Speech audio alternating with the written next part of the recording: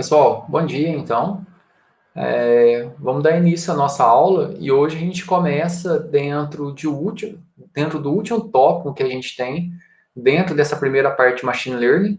Então a gente veio trabalhando, a gente trabalhou com aprendizagem supervisionada, onde a gente apresenta todas as nossas features, todas as nossas características e o classificador ou o nosso target. Então a gente viu aprendizagem supervisionada por classificação e por regressão. E agora a gente começa a trabalhar com aprendizagem não supervisionada. Então é um tópico mais curto, a gente vai ter essas duas hoje, mais na próxima semana. Então hoje a gente vai ver esse conteúdo, um conteúdo inicialmente mais teórico, se der tempo a gente faz uma prática no ECA, que talvez já dê tempo. Na próxima semana o objetivo é a gente ver como isso funciona em Python, então a gente conseguir ver uma saída também em programação. E hoje, no final da aula ainda, a gente vai conversar um pouco sobre os ajustes que a gente vai ter para o final da nossa disciplina, quais que vão ser os principais pontos de cobrança, deixar tudo mais claro mais no final da aula. Então, eu vou compartilhar a tela aqui para a gente poder começar dentro do nosso conteúdo.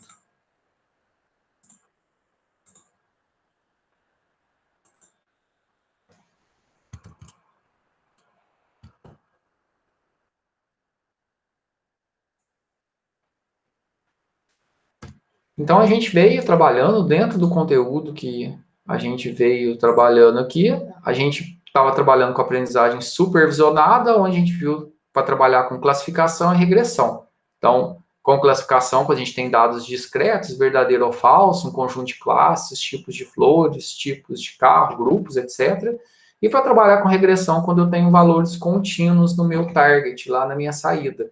Como, por exemplo, um preço, um quantitativo, e também dentro da aprendizagem de máquina, que dentro do nosso conceito de aprendizagem indutivo, a gente trabalha com aprendizagem não supervisionada, aonde a gente apresenta para o nosso algoritmo só as nossas features, só os nossos dados ali, sem ter um classificador. Então, um exemplo claro disso é como se eu apresentasse lá naquele base de dados da Iris lá, onde ele tem 4 atributos, e ele tem lá qual que é o target, qual que é o tipo de flor. Então, isso é supervisionado. Se eu tiro aquela coluna lá do tipo da flor e eu apresento só os atributos, largura da sépala e da pétala, altura e largura da sépala e da pétala, e eu vou pedir para o algoritmo para que ele faça o agrupamento baseado em características comuns, sem eu ter o meu preditor ali. Então, o algoritmo ele vai avaliar e ele vai agrupar de forma automática. Então, isso é aprendizagem não supervisionada. Não supervisionada porque eu não dou minha saída ali para ele ver como exemplo. Então, dentro da aprendizagem supervisionada, que é o que a gente estava vendo, eu tenho lá bem definido quais são os pares de input e output. Então, através dos meus atributos aqui, que são as minhas features, eu chego num determinado classificador, num determinado valor aqui. E é isso que... E o algoritmo, a gente viu diferentes algoritmos para poder trabalhar com isso. Então, dentro da aprendizagem supervisionada, como a gente já falou, a gente trabalha com classificação quando eu tenho dados discretos e com regressão quando eu tenho dados contínuos. Quando a gente vai criar um modelo preditivo baseado em aprendizagem supervisionada.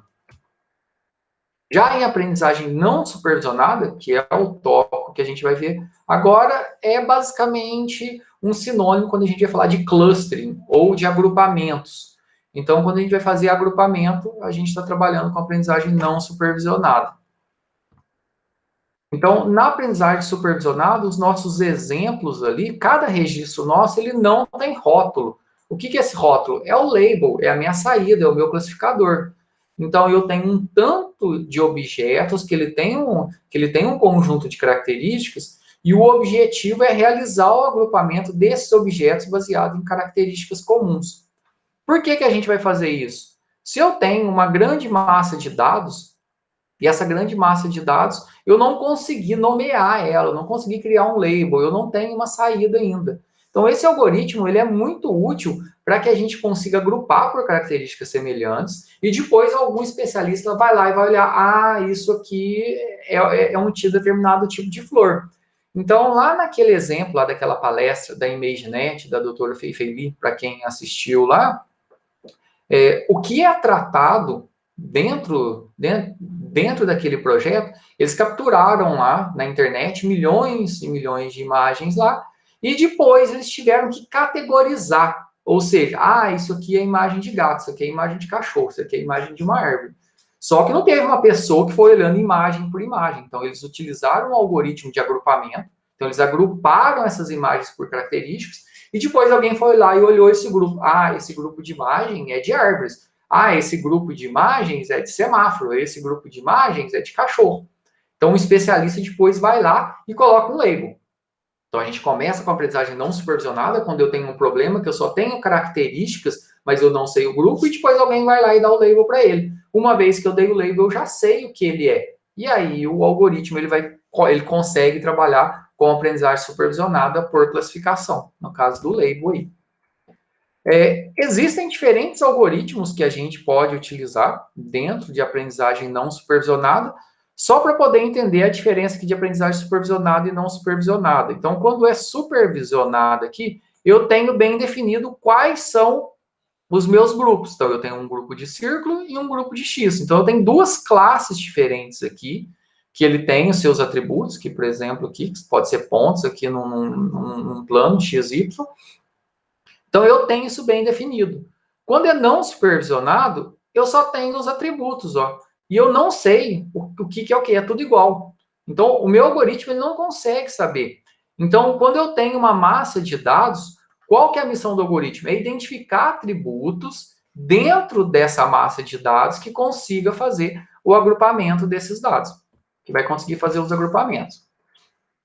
Então, um exemplo bem prático aqui, ó. Se eu pedir para vocês olharem aqui essa imagem, que tipo de agrupamento vocês conseguem fazer? Aqui a gente tem um tanto de concha, mas tem como fazer agrupamentos aqui? Alguém?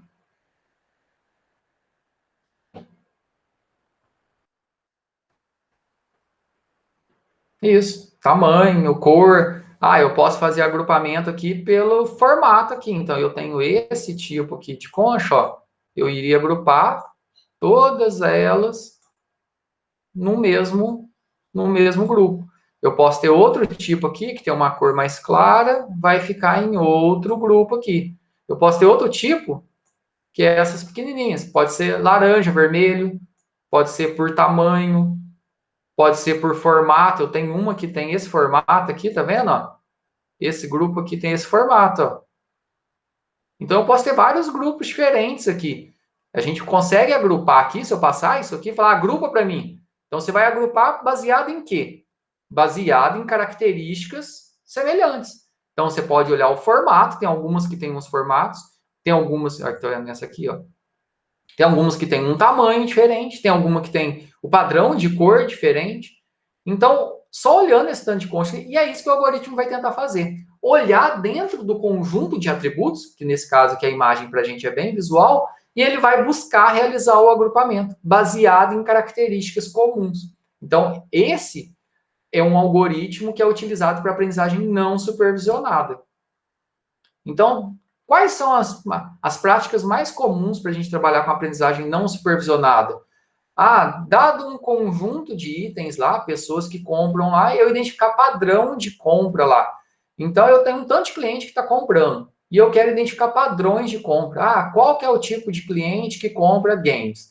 Qual que é o tipo de cliente que compra eletrônicos? Mas não olhando só se ele comprou nessa categoria, mas olhando o todo que ele comprou. Então, a gente vai olhando as características desse cliente, eu posso segmentar ele em grupos, por exemplo, para na hora de mandar um e-mail lá sugerindo produtos, eu não vou mandar um e-mail sugerindo produtos de beleza para o Everton, que pode ser que ele não goste, pode ser que goste, mas pode ser que não. Então, vai ser mais comum mandar para os clientes que têm essa característica. Não vai adiantar, não. Vai, Everton, vai. A gente não sabe na quarentena, todo mundo, muita gente está se descobrindo aí. Brincadeira. Identificar padrão de navegação em site. Então, qual que é o teu padrão? Você entra no site, por onde que você passa, onde que você vai e dá um retorno disso. Ou seja, o teu cliente que entra dentro do site, quais são as áreas e agrupar os clientes que têm esse mesmo padrão de navegação. Agrupar notícias semelhantes de várias fontes, isso aqui o Google faz. Agrupar pessoas dentro da rede social para poder mostrar uma propaganda para ela, isso é muito comum, né? Então, a rede social hoje está cada vez mais individualizando as pessoas baseado no seu perfil. Mas ela vai buscando pessoas que têm um determinado padrão, um determinado grupo, os mesmos gostos, e vai colocando informações que talvez que, se a Bruna tem o mesmo perfil da Natália dentro da rede social, pode ser que alguma coisa que a Natália já acessou e assistiu, eles vai lá e vai sugerir para a Bruna. E a Bruna, sem a Bruna nunca ter passado por isso. Instagram é um perigo. Tanto o Instagram, o Facebook, tudo, né? Tá tudo integrado.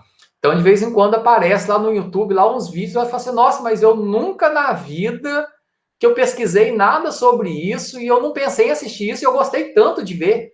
Isso aí acontece. Por quê? Porque ele segmenta em grupos. Então, se a Natália está no mesmo grupo da Bruna e a Bruna viu alguma coisa, ele vai sugerir lá para a Natália. Por mais que a Natália nunca pesquisou sobre isso, mas elas têm o mesmo agrupamento. Então, a probabilidade que elas gostem da mesma coisa pode ser grande. Então, tem toda essa estrutura, essa segmentação. Então, é muita coisa aí que a gente não enxerga às vezes, mas acontece de forma transparente. Se a gente pegar lá no Google Notícias, a gente entrar lá, clicar no Google Notícias, de acordo com as pessoas que você segue. É isso mesmo, Bruno. De acordo com o que você segue, de acordo com as outras pessoas. Se elas gostam, é bem provável que você goste também. O Google Notícias, ele faz um agrupamento de notícias. Então, ele pega notícias sobre o mesmo tema. Não tem ninguém lá que foi pesquisar notícias sobre a Covid e digitar, eu vou procurar todas as notícias de Covid aqui e vou colocar aqui para poder aparecer. Não, ele faz o agrupamento baseado em características, e aí tem todas as sentenças. Se a gente entrar aqui dentro do Google Notícias, Google Notícias, notícias,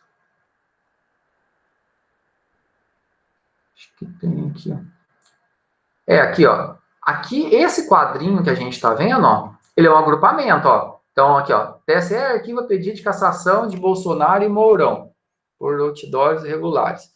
E aí, esse aqui tá no Globo. Depois lá no UOL. Por unanimidade, TSE arquiva. No Jornal da Record, TSE arquiva. Judiciário não pode se intimidar. TSE arquiva. Então, tá vendo que, ó, eu tenho várias fontes diferentes sobre uma mesma notícia. Isso aqui é agrupamento. Não tem ninguém fazendo isso. É um algoritmo, ó. Aqui eu tenho outro agrupamento aqui. O governo suspendeu a multa de 27 milhões da mulher do ACF lá. Então, aqui eu tenho no Globo, tenho no UOL, e se eu quiser ver a cobertura completa, você consegue ver todas as fontes. Então, não tem ninguém fazendo esse agrupamento. O que está acontecendo aqui, isso é de forma automática. Outra fonte bem legal que vocês já devem ter visto é no Google Fotos. O Google Fotos é bem legal, né? Ó, o Leonel apareceu. Lá no Google Fotos aqui, ó, se a gente vai em pessoas, pessoas e animais. Aqui ele já está falando aqui, se tem duas fotos aqui com um tempo muito diferente, se é a mesma pessoa. Então, aqui tem algumas fotos que ela já tem label, aonde que tem label, e eu posso ter fotos que não tenha label aqui. Deixa eu ver aqui se tem alguém aqui. Tem a professora Cristina, tem a Dani aqui, que ele vai identificando. Cadê o Gabriel? O Júlio, o Ranieri. Cadê? Para ter alguém de vocês aqui, ó. Ó, o Luiz Otávio, o Freitas. Cadê? Não tem nenhum de vocês aqui.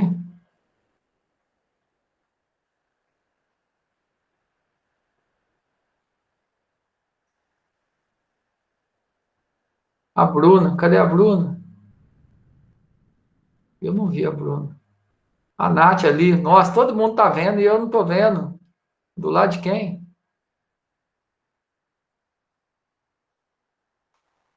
Pra cima. Lionel tá aí Então também, é para Matheus. ter todo mundo aqui, ó. Tô lá em cima. Aqui é a Helena aqui, ó. Achei um aqui, ó. Achei a Helena. Então aqui, se a gente clica aqui na foto aqui, tomara que tenha mais, ó. Aí vai mostrar todas as fotos que a Helena aparece. Então, não veio ninguém aqui, eu não vim aqui, não comecei a agrupar todo mundo aqui. Olha a cara. Não começou a agrupar. O Google foi lá e fez o agrupamento. Olha lá, tem umas fotos aqui. Deixa eu ver. Ah, esse aqui foi de um cursinho que a gente fez, ó. Da turma. Ah, tem até o Leonel aqui na foto, mas ele agrupou aqui porque tem Helena na foto. Então tem algumas fotos da que a Helena pode aparecer. Olha uma foto que a Helena está aparecendo aqui, que nem dá para ver ela. Cadê ela nessa foto? Olha que ela está aqui atrás aqui e o Google achou ela. Então ele faz o agrupamento aqui, baseado em características aqui, que no caso aqui é a imagem da Helena. Então ele agrupou, não teve ninguém. Agora se eu vier aqui, ó, como lá, o Google agrupou, o algoritmo dele agrupou. Aí alguém foi lá e viu, adicionar um label aqui, que é um nome. E aí eu vou colocar lá. Helena, vou colocar Helena SI aqui para não confundir. E aí, beleza. E agora ele tem um label. Na hora que eu pesquisar sobre Helena SI aqui, vai aparecer.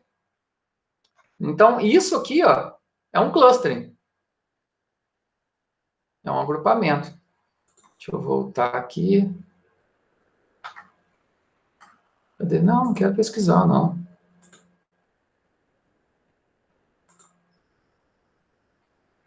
Voltando lá, cadê?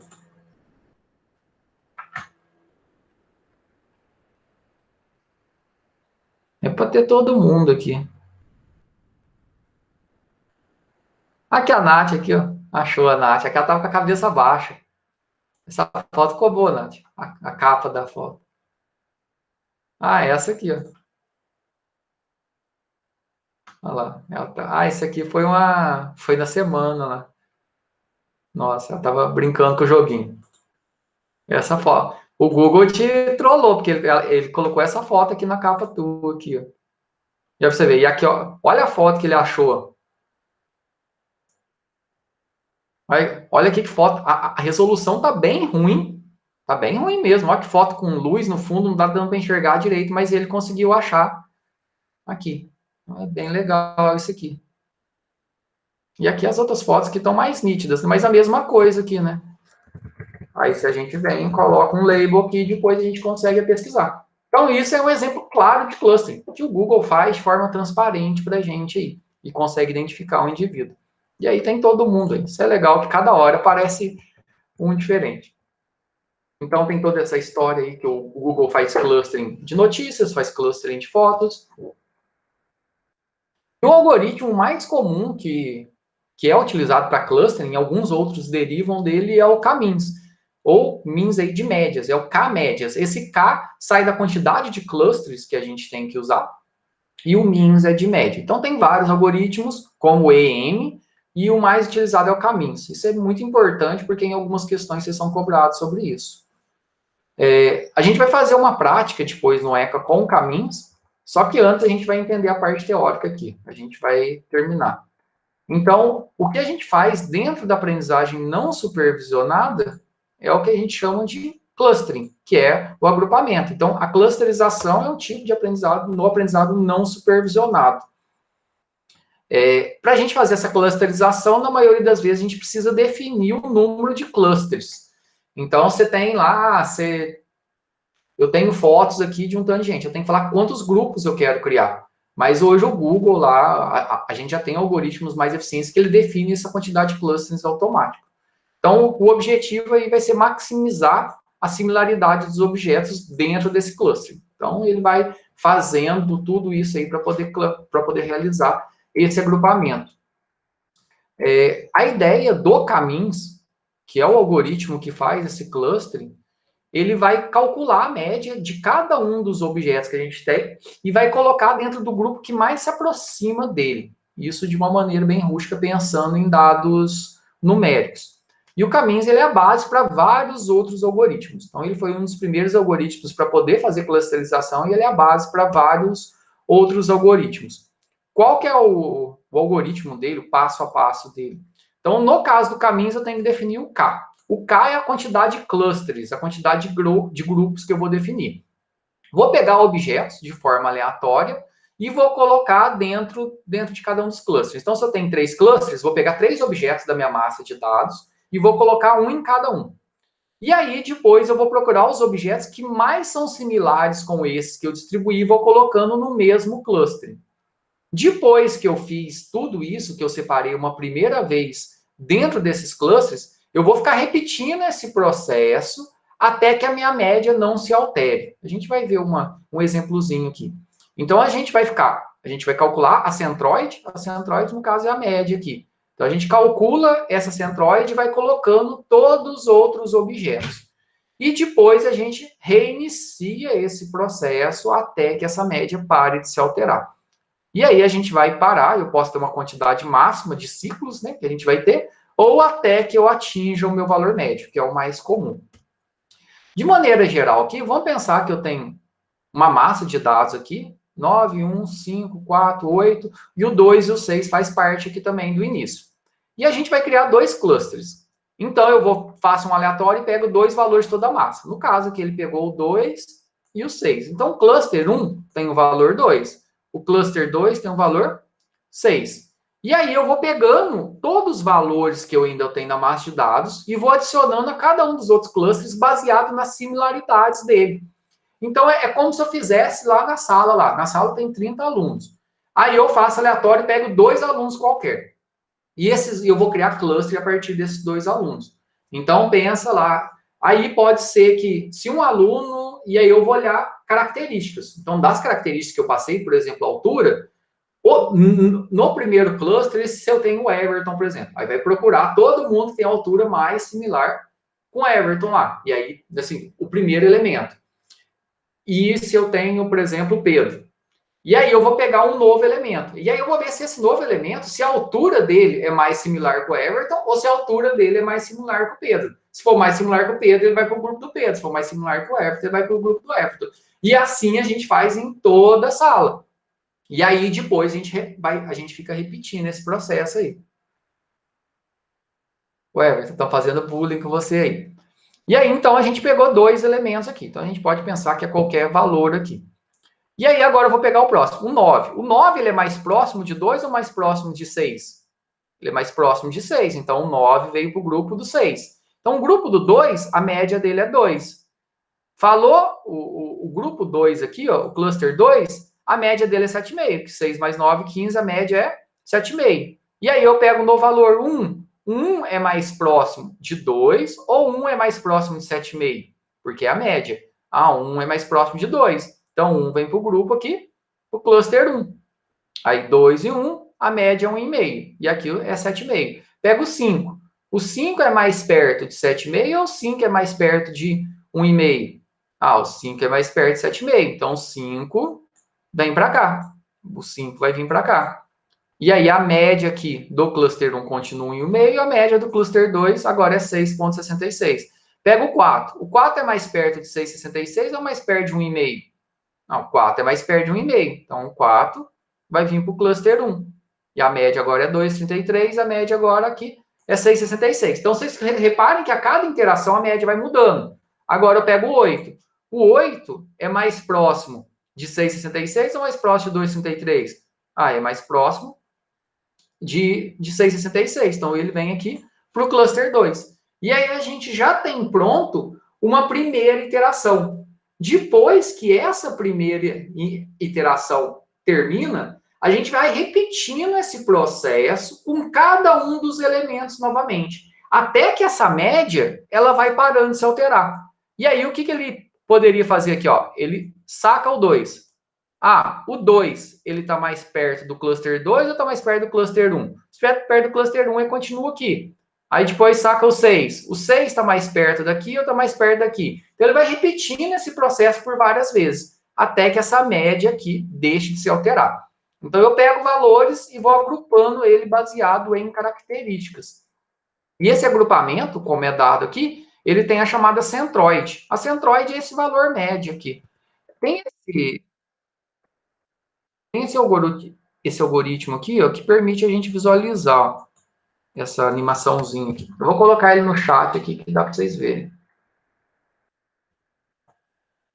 Eu coloquei o link aqui no chat.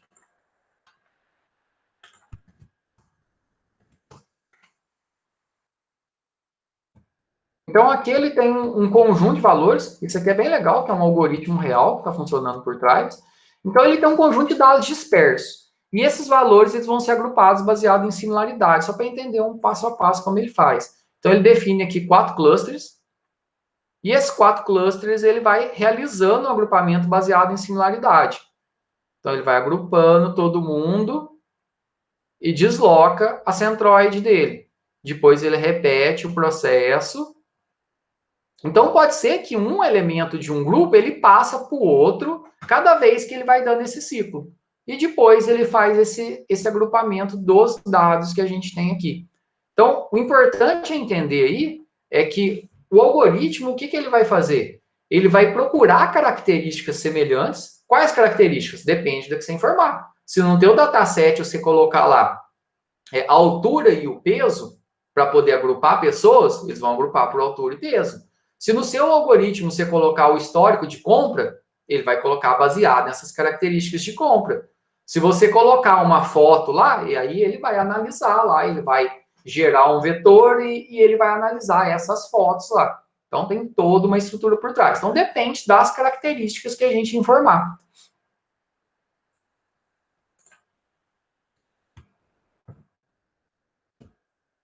Então, o que o algoritmo vai fazer? Eu tenho um cluster lá que ele não está agrupado, ele vai agrupar por características semelhantes. Então, e um ponto importante aí é que dentro do caminhos a gente tem que definir a quantidade de clusters que a gente vai ter. Esse é um ponto bem importante. Aí o que a gente vai fazer? A gente vai fazer uma prática de cluster com ECA. A gente vai usar aquela base de dados que a gente tem lá, do Iris versicolor, cetose e virgínica. Então, a gente a gente vai usar ela ainda dentro do ECA. Mas essa base de dados já tem o classificador. Sim, já tem o classificador. Mas o que a gente vai fazer? A gente vai remover o classificador e vai deixar só os atributos. E vai pedir para o algoritmo agrupar. E aí a gente vai enxergar como ele vai agrupar.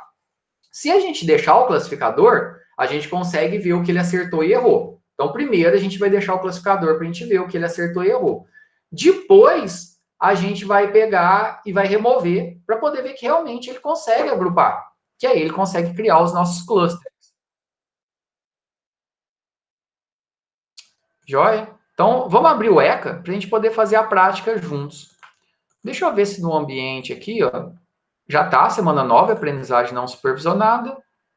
Aqui, o arquivinho do Iris, a RFF, ele já está aqui, ó. Para quem já tinha, beleza. Para quem não tem, só baixar ele.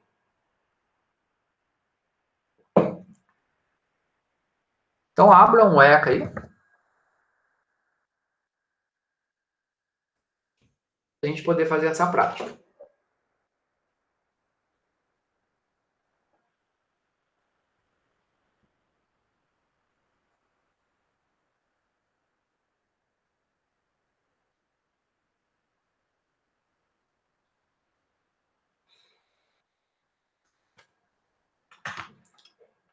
Beleza aí? Aí vocês vão vir em Explorer. Vamos abrir o arquivinho do Iris.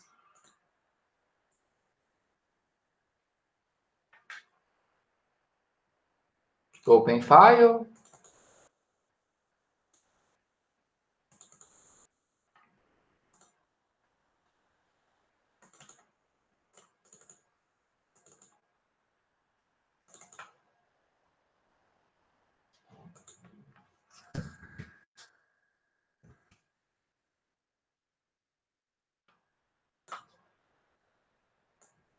Aí, beleza. Todo mundo abriu aí?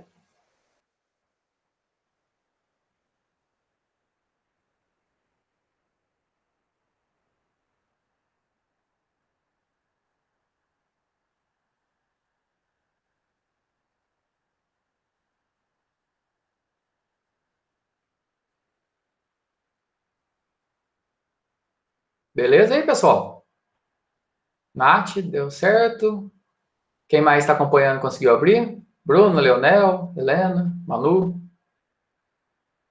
Beleza. Então, vamos lá. Então, antes a gente estava vindo em Classify. Aqui, ó, o 5 é um índice de classe. Ele diz para a gente se é cetose, versicolor ou virgínica. Então, da forma que é aprendizagem supervisionada. a gente não vai remover o inst class só para ele falar para a gente quantas instâncias ele acertou. Depois, a gente pode remover aqui, a gente vê que ele consegue clusterizar da mesma forma. Então, essa primeira rodada a gente vai fazer só para ver a acurácia dele. E aí, depois, a gente pode remover realmente como se eu estivesse passando uma base para ele sem saber o classificador. Então, vou vir aqui em cluster. Então, antes a gente vir em classify. Então, aprendizagem não supervisionada aqui em cluster. A gente pode deixar para usar todo o train set aqui. E a gente vai vir aqui em choose. O EM que está aqui, ó, ele é um dos algoritmos utilizados para agrupamento, para clustering. Então, ele também serve para aprendizagem não supervisionada. A gente pode testar com ele depois para ver. Mas a gente vai utilizar o algoritmo clássico aqui, que é o caminhos. Que é, tá vendo? Ó? Simple caminhos. Então, só selecionar ele. E um ponto importante aqui, ó, a gente vai clicar em cima aqui do nome dele e a gente vai definir um parâmetro aqui, que é o número de clusters. Então, nesse caso aqui, nesse problema nosso, o padrão ele traz 2. Nesse problema nosso aqui, ó, a gente vai colocar 3. Porque a gente sabe que a gente tem características de 3 espécies diferentes. Então, a gente vai pedir para ele agrupar em 3 aqui. Matheus, tem como dar mais um pouquinho de zoom, por favor? É o non-cluster. Deixa eu ver se eu consigo mais. Aí. Tá dando para enxergar aqui? Tá. Deu? Deu sim. Agora deu. Obrigada. Isso é o non-clusters. Aí a gente muda para 3. Ok. Agora eu vou diminuir aqui um pouquinho, senão ele tampa a tela minha. E aqui, então, a gente vai deixar o use train set e vai dar o start. Normal. E a gente vai ver aqui como ele conseguiu. Ah, tá, desculpe. Faltou um ponto importante aqui, ó. Faltou a gente marcar aqui, ó, Class to Cluster Evaluation. A gente tem que marcar essa opção aqui, ó. É essencial a gente marcar ela. Ou seja, é a classe que a gente vai utilizar para poder avaliar. Então, o class aqui, ó, o que eu estou falando para o algoritmo aqui, ó? Tira esse atributo, então ele vai tirar esse atributo class para a ferramenta, é o ECA que vai fazer isso, não é o algoritmo. Tira esse atributo class, então ele vai deixar o quê? Só os atributos, altura e largura da pétala e da sépula. Depois, ele vai clusterizar e vai confrontar com o real para ver o que deu certo. Então, a gente vai deixar essa opção. Tem que marcar ela e aqui vai ficar o class mesmo. E agora a gente pode dar um start. E aí a gente vai conseguir ver aqui o que ele fez. Eu vou copiar aqui, ó, isso aqui, e vou colocar no Notepad++, que fica melhor para a gente enxergar.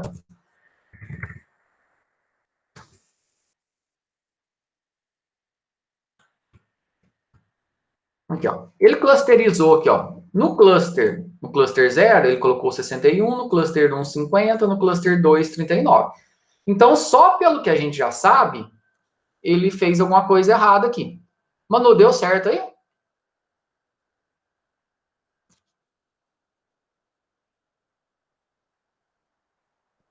Eu tinha dado zoom agora que eu vi tua mensagem aqui. Então, Manu, só voltando aqui o que a gente fez, ó. A gente abriu o arquivo do Iris. Beleza. Aí a gente veio em clustering, escolheu caminhos aqui, na opção de choose, clicou em cima do nome do algoritmo e mudou a opção non-cluster de 2 para 3 e marcou a opção aqui, ó, classe to cluster evaluation. Ou seja, eu vou definir uma classe para avaliação do cluster, que é a mesma aqui. Quando eu faço isso, eu estou falando para o algoritmo ele desconsiderar esse item aqui, esse atributo, na hora de fazer o cluster, para depois avaliar ele. O que ele fez aqui, ó? Ele tem um cluster 0, 1 e 2. Então, lá, o cluster 1 é íris setosa, ó. E o íris setosa, ele conseguiu colocar todo mundo perfeitinho no cluster do íris setosa. Então, ele acertou tudo. O cluster 1, o cluster 0 é de íris versicolor. Então, o íris versicolor aqui, ó, dos 50 que a gente sabe que tem, ele colocou 47 certinho no cluster de íris versicolor. Só que 3, que é íris versicolor, ele colocou no cluster 2. Ele confundiu com virgínico. E o cluster 2, que é íris virgínica aqui, ó, 36 ele colocou certinho no cluster 2, só que 14, que é íris virgínica, ele confundiu e colocou lá no de íris versicolor. Então, ele fez um agrupamento aqui, não ficou perfeito. As características da íris setosa, como a gente já tinha visto nos outros experimentos, elas são mais contundentes, então ela é mais fácil para ele poder separar. Então, ele criou 3 clusters aqui, e a gente consegue ver quais são esses clusters. Deixa eu ver aqui se ele mostra. Ah, tá. Ele mostra as características aqui dos clusters, o quantitativo de cada um, as médias. O que ele fez? Isso aqui, ó, são os valores médios que ele achou para cada um desses clusters aqui, ó, que a gente tem.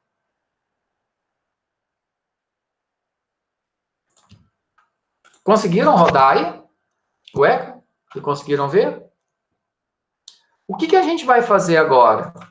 Ah, mas se a gente já passou ali o atributo e ele sabe qual é, tá fácil. Não, beleza, pode até ser. Você pode até achar que ele está olhando. Então, o que a gente vai fazer aqui? E para a gente poder ver a saída dos clusters dele, que é bem legal também. A gente vai vir aqui, ó, em pré-process, e a gente vai apagar esse índice de classe, ó. O class aqui, ó, vou selecionar ele, eu vim em pré-process, ó. Estou vindo aqui em pré-process. Vou marcar, que é onde que a gente abre o arquivo. Vou selecionar o class e vou clicar em remove. Quando a gente remove ele aqui, ó, o que a gente consegue ver? A gente ficou só com os 4 atributos. A gente não tem mais o nosso classificador. Aí agora a gente vai fazer o cluster de novo, só que ele não vai ter atributo para poder medir ali, para poder ver se está certo ou se não está. Só que a gente vai conseguir ver a saída ali dos clusters que ele criou, que é bem legal. Conseguiram remover aí o atributo?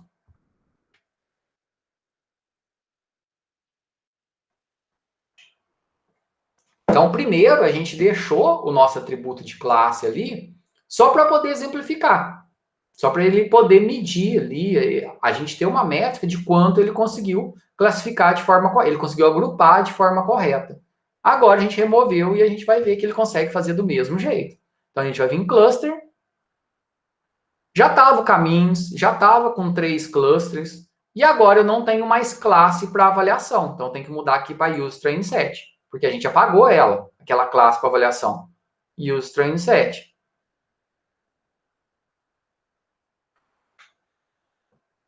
Beleza? Então, só marcar use train set aqui, dá um start. Ele criou os clusters aqui. Se a gente ver a saída, 61, 50, 39, é a mesma saída que a gente teve.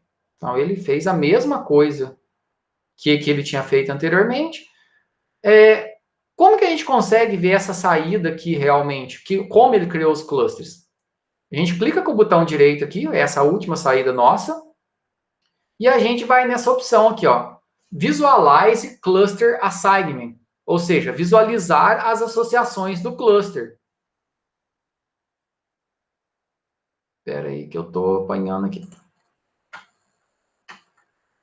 Então, depois que rodou, a gente veio em pré-process, removeu o índice de classe.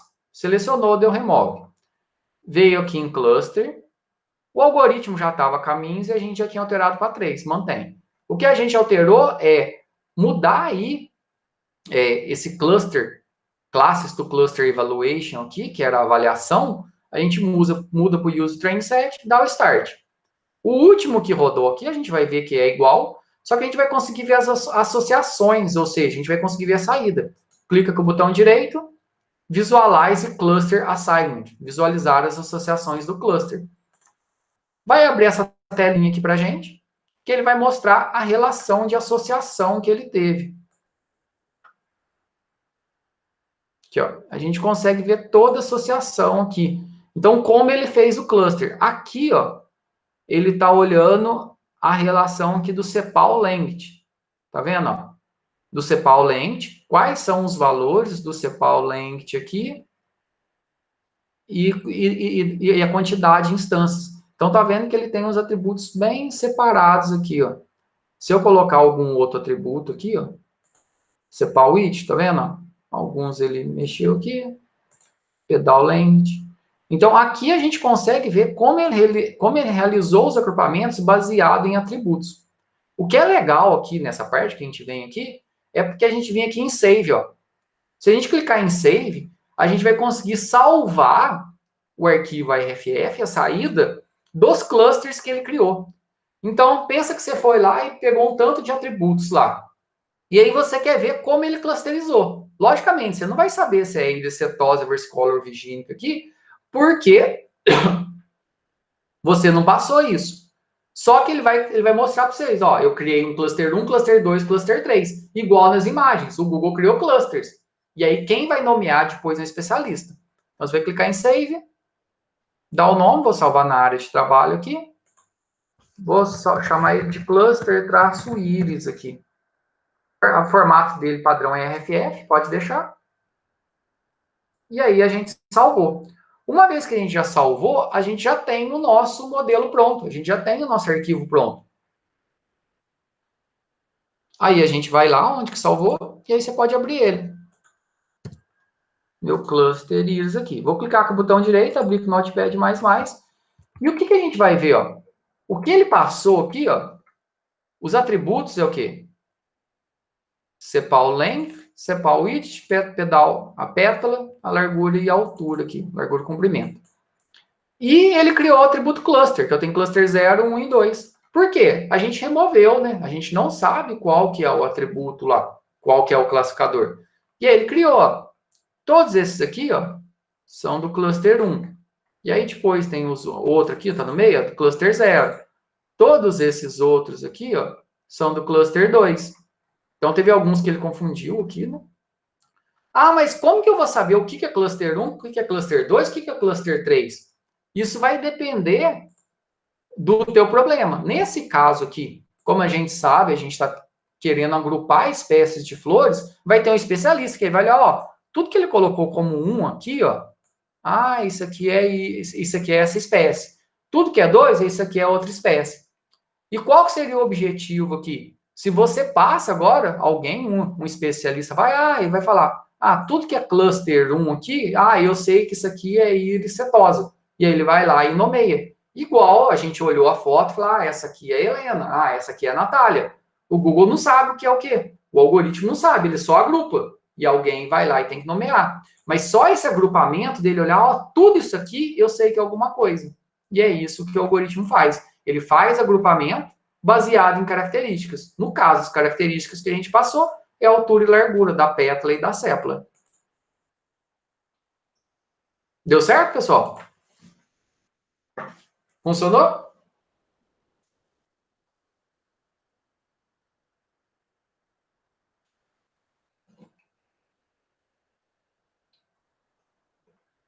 Conseguiram salvar e abrir o arquivo para poder ver os clusters assim? Joia. Aí agora, só para a gente poder fechar, a gente vai falar sobre os nossos prazos, como que a gente vai fechar a disciplina, como que a gente vai organizar. Um ponto importante que eu tinha falado, que a gente tem essa atividadezinha, esse trabalho que a gente tem para poder fazer de aprendizagem de máquina. Então, na aula passada, eu já postei ele aqui, ele está lá no ambiente virtual, que é onde cada dupla vai escolher se vai trabalhar. Você pode trabalhar com cluster, então agora a gente já sabe o que é cluster. Qualquer problema de classificação serve para cluster, é só você remover o label. É só você remover lá o teu classificador. Então, o que a gente tem aí de importante? A gente tem esse trabalho de machine learning aqui, que a gente vai deixar a entrega dele aí para o último prazo. Então, em dupla aqui, essa parte da pesquisa que eu falo aqui, ó, você vai falar, eu vou trabalhar com classificação. Então, se você vai trabalhar com classificação dentro do teu problema, você vai explicar o que é aprendizagem por classificação, qual algoritmo que você está utilizando e vai mostrar o dataset. A entrega do trabalho vai ser uma videoaulazinha de no máximo 10 minutos. Então, você vai fazer essa pesquisa aqui do PDF aqui, é a descrição do que você está fazendo. E aí a dupla vai fazer uma videoaula de no máximo 10 minutos, mostrando a implementação de um problema, ou de classificação, ou de regressão, ou de cluster, no ECA e em Python. Se não conseguir fazer nos dois, não tem problema. Tem que fazer pelo menos ou no ECA ou no Python. Aqui tem alguns algoritmos, não se limitam a esses algoritmos, podem utilizar outros algoritmos. E aí você tem que mostrar a lógica do algoritmo, que aí você vai falar só de maneira geral, igual eu falei do Caminhos hoje, só superficial. Você vai treinar, testar, e aí você vai ter que ter um conjunto de dados. Aqui eu coloquei de pelo menos 100 registros, mas não... Aí todos os exemplos que a gente tem, na maioria, tem mais que isso. Aqui tem algumas fontes de dados que eu coloquei aqui, tem alguns datasets, dataset Pokémon, de votos do Congresso, de animais, então tem vários e vários exemplos. Então, o objetivo é que cada dupla escolha um problema, então você tem que falar, vou trabalhar com classificação, regressão ou clustering, vai escolher um dataset e vai escolher o algoritmo.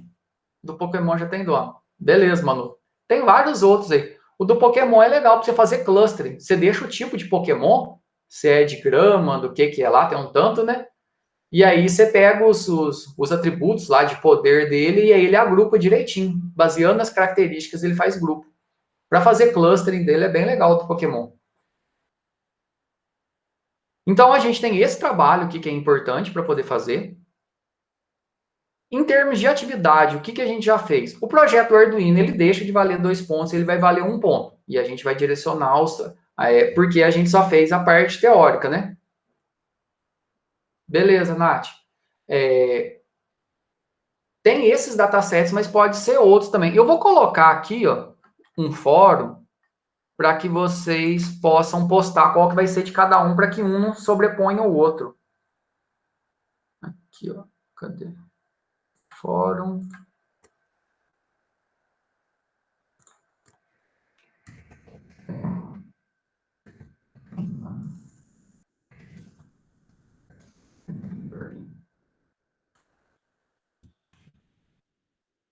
Fórum geral. Fórum BR. Pessoal, entrem nele aqui, ó. Não, volta. Pera aí, acho que não deu certo aqui, não.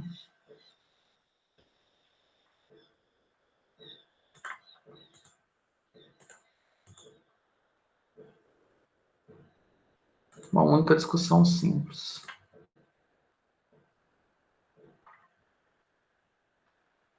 Pessoal, entrem no fórum aí para ver se aparece para vocês poderem responder.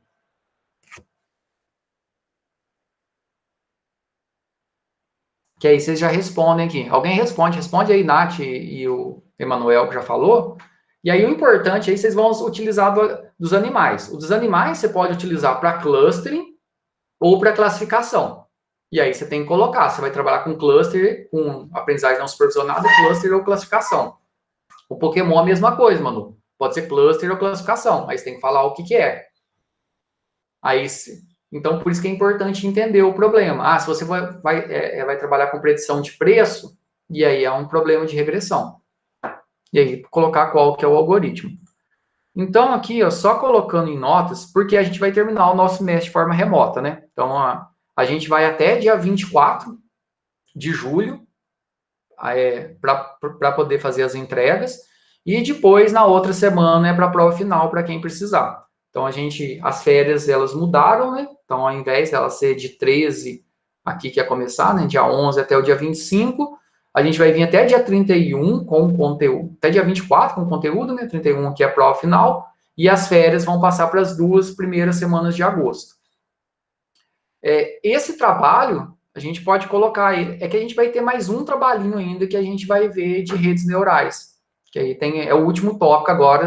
Na semana que vem a gente vê mais um tópico em Python, e depois na outra semana a gente faz uma introduçãozinha de redes neurais aí. E a gente vê se dá para fazer um trabalho. Mas de maneira geral, aí a gente pode deixar o trabalho com prazo máximo de entrega dele até dia 15. Dá tempo, né? A gente coloca esse trabalho aqui, ó, com prazo até dia 15, para dar tempo de fechar o conteúdo. Entrega dia 15/7.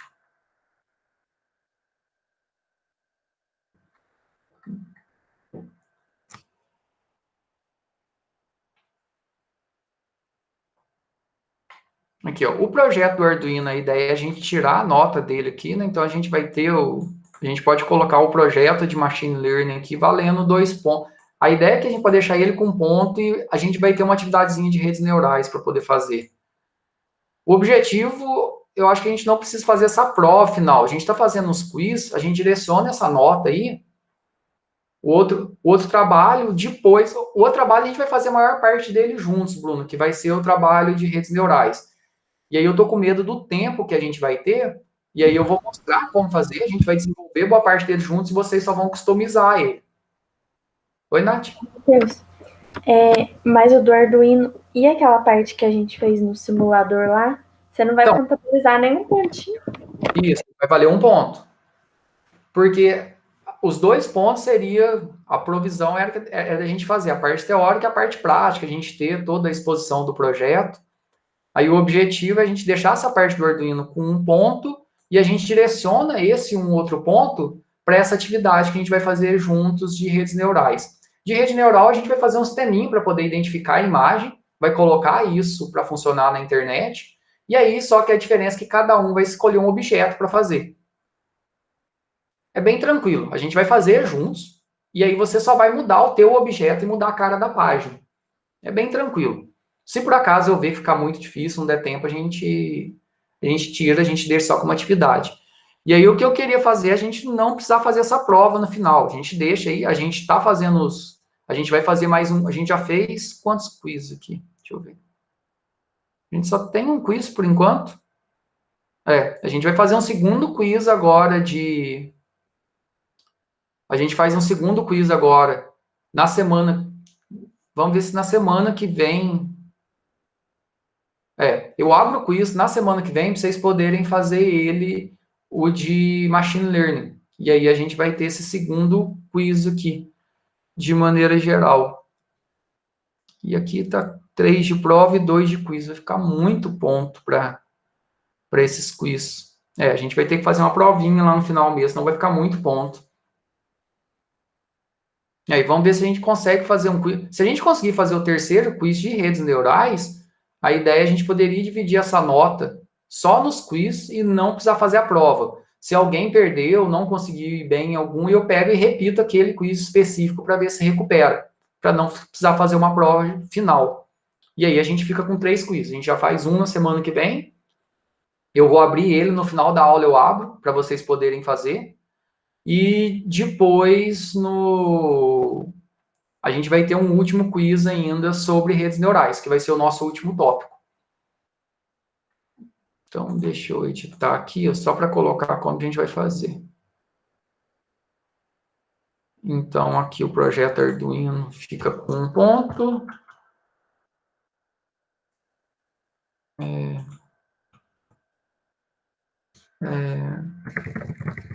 O trabalho neurais fica com 1 ponto também. E acho que a gente pode colocar aqui. Não, não tem data ainda, Bruna, de fazer votação. A gente vai ter uma discussão hoje, hoje não, a gente vai ter uma reunião amanhã. Vou colocar 3. A gente vai ter uma reunião amanhã de coordenação para poder tratar sobre isso. Mas dentro da situação, Bruno, eu acho que o mais propenso é que deve continuar assim. A gente deve continuar de forma remota. A gente está fazendo os levantamentos sobre a quantidade de alunos. Isso aí, tanto no técnico, no superior, por turma, para poder fazer todas as avaliações. Quantos alunos estão conseguindo acompanhar, quantos não estão. E no final das contas, o que vai acontecer mesmo é o ano que vem, quem não acompanhou vai acabar seguindo, talvez, com a turma anterior. Então, é bem mais propenso de acontecer isso do que da gente parar. Mas a gente não tem algo ainda certo. Mas vai ter votação, tanto por parte dos alunos quanto dos professores, para realizar essa definição. Beleza?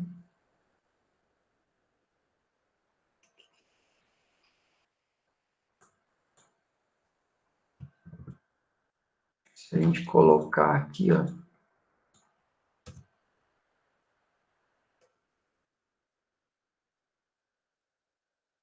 Se a gente colocar o projeto Arduino com e-mail, o projeto Machine Learning com e-mail, o quiz com 4, 3, 7, 8, 10. Não, Bruno. Presencial esse ano a chance é muito, muito pequena. Quase nula. Por causa da situação que está vivendo, né? Isso não é nem aqui só a gente, é a situação do Brasil. Então, presencial esse ano é muito improvável. Pessoal, vamos deixar as notas assim, então. Fica o projeto do Arduino e este Machine Learning com 1,5 ponto. Os quiz vão ser 3 quiz valendo 4 pontos, então um pouquinho mais de 1 ponto cada um.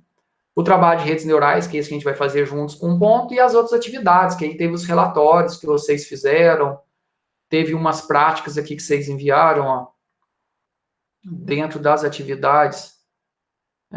Essa prática com ECA, prática com dataset, prática de redes, todas essas outras atividades valem 2 pontos.